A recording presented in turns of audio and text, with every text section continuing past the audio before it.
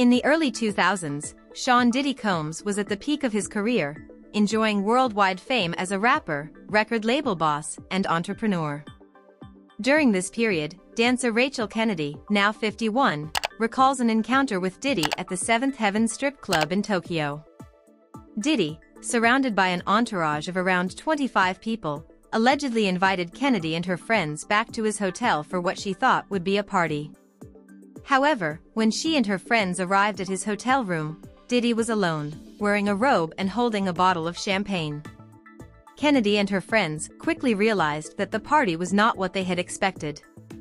Kennedy recalls that she and her friends partied with Diddy, even doing cocaine, though she noted that Diddy himself did not partake, claiming that he only smoked weed at the time. At one point, Kennedy says, Diddy started showing the music videos of his then-girlfriend Jennifer Lopez, which struck her as odd given the setting.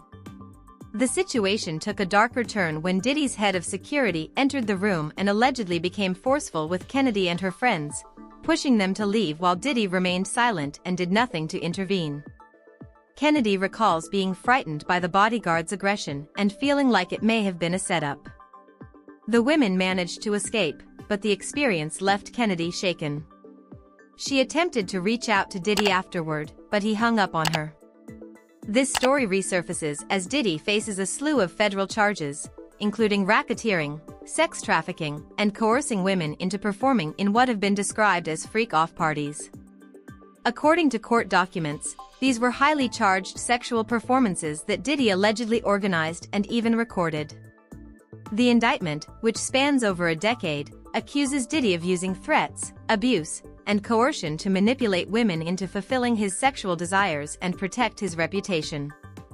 Diddy's recent arrest follows a string of allegations against him, most notably from his ex-girlfriend, singer Cassie Ventura, who sued him for rape, physical abuse, and trafficking in late 2023. Ventura's lawsuit also detailed the freak-off parties, describing them as drug-fueled events where women were forced to engage in sexual acts. Although Diddy denied these allegations and quickly settled the lawsuit within 24 hours, the floodgates opened for more accusations, ultimately leading to his arrest. Diddy, now 54, has pleaded not guilty to all charges and is currently being held at the Metropolitan Detention Center in Brooklyn. He was placed on suicide watch, and his offer of $50 million for bail was denied. The charges against him continue to mount, painting a disturbing picture of a man who, for years, allegedly abused his power to exploit women under the guise of his celebrity and influence. As more details come to light, Kennedy's story adds to the growing list of women who have come forward with harrowing accounts of their encounters with Diddy.